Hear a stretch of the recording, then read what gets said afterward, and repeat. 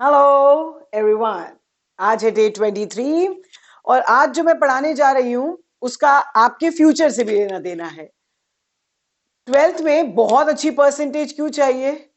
तो बच्चे कहते हैं मैम कैसी बात कर रही हो, क्यों चाहिए? आगे बढ़ेंगे, अच्छे कॉलेज में जाएंगे, एडमिशन लेंगे और फिर जॉब करेंगे। तो जॉब के लिए आपको सबसे पहले कवर लेटर बनाना होगा। तो देख रहे हैं मेरे पीछे, आज हम डे 23 में क्रिएटिव राइटिंग स्किल्स का third question job application format लेकर आए हैं। आपसे वादा किया था, लेटर टू एडिटर सिखा चुकी हूं। दूसरा फॉर्मेट जो इस साल सीबीएसई में 2 लेटर के फॉर्मेट है, उनमें दूसरा फॉर्मेट है job application.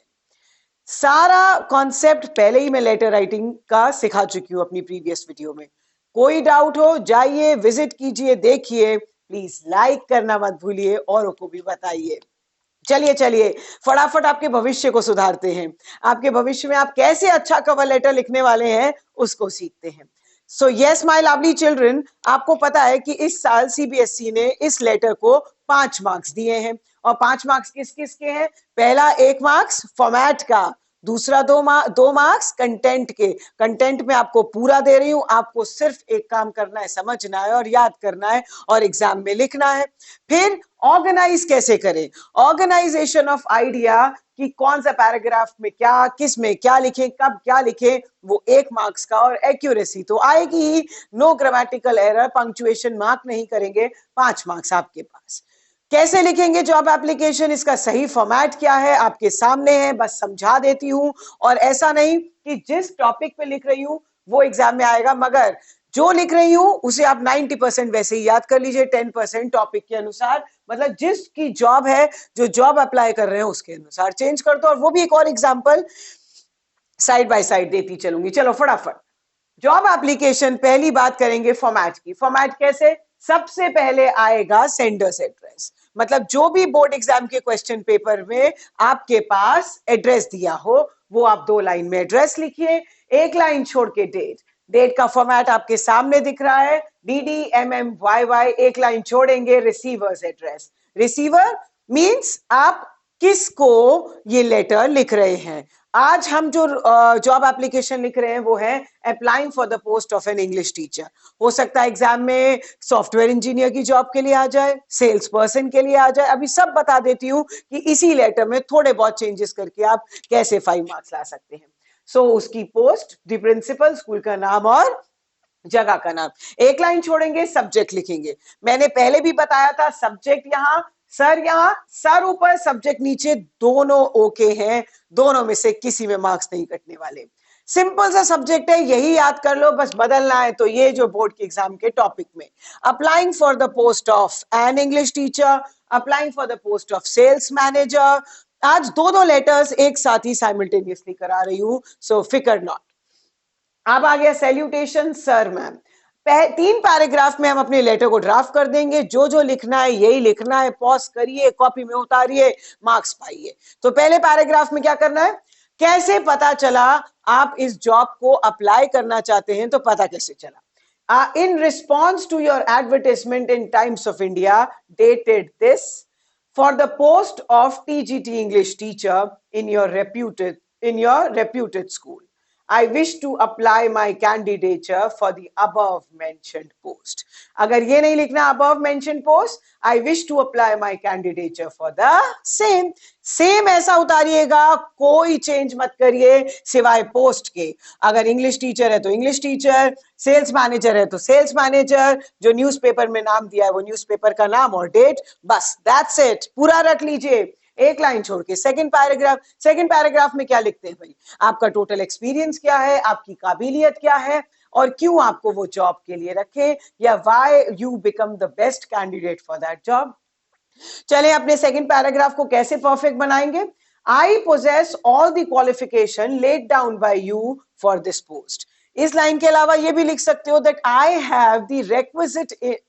I have the requisite qualification laid down by your institute या फिर your company for this post. अब ये 3 लाइनों में अपनी क्वालिटीज। टीचर है तो I have excellent communication skills, command in subject, and I excel in effective classroom management.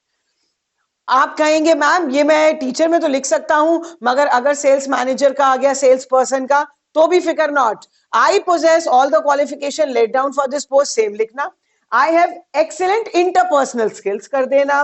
Command in my और mastery in my field, plus excellent client rapport, मतलब मैं बहुत अच्छी मेरी क्लाइंट के साथ रेपो बिल्डिंग है। मार्केटिंग स्किल्स है, खत्म। 2-3 क्वालिटीज उसकी, एडजेक्टिव्स यही यूज कर दीजिएगा, इफेक्टिव, एक्सीलेंट, स्किल्स, एंड फिर full stop. I have 10 years of teaching experience, आप उसमें लिख दीजिएगा मार्केटिंग एक्सपीरियंस इन टोटल। ये नहीं लिखना, ये लिखिए I have 10 years of teaching experience in leading schools या for leading, working for leading schools. तो सेकंड पैराग्राफ में क्या लिखना था, फिर याद दिला दूं, आप किस चीज में परफेक्ट हैं और वो क्यों आपको हायर करें।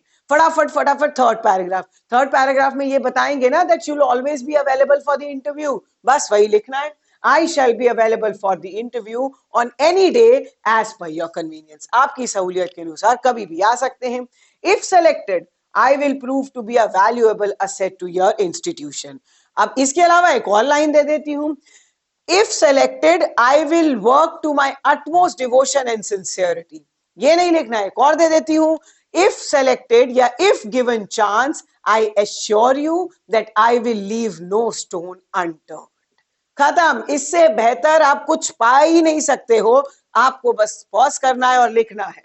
वीडियो अंत तक देखनी है ताकि इसका फायदा उठाए। I am enclosing my detailed resume for your kind consideration, मतलब मैं अपना रेज्यूमे आपके पर्सुअल, आप ऐसा भी लिख सकते हैं, I am enclosing my detailed resume for your kind perusal. मैंने सबके ऑप्शन, सबके ऑल्टरनेट सेंटेंसेस दे दिए हैं, इससे बेहतर आपको कुछ चाहिए ही नहीं। आई सपोज एंड करेंगे योर्स ट्रूली, अपना नाम, एनक्लोजर, रेज्यूमे और फोटोकॉपीज ऑफ क्रेडेंशियल्स, मतलब सर्टिफिकेट्स के अटैच कर रहे हैं।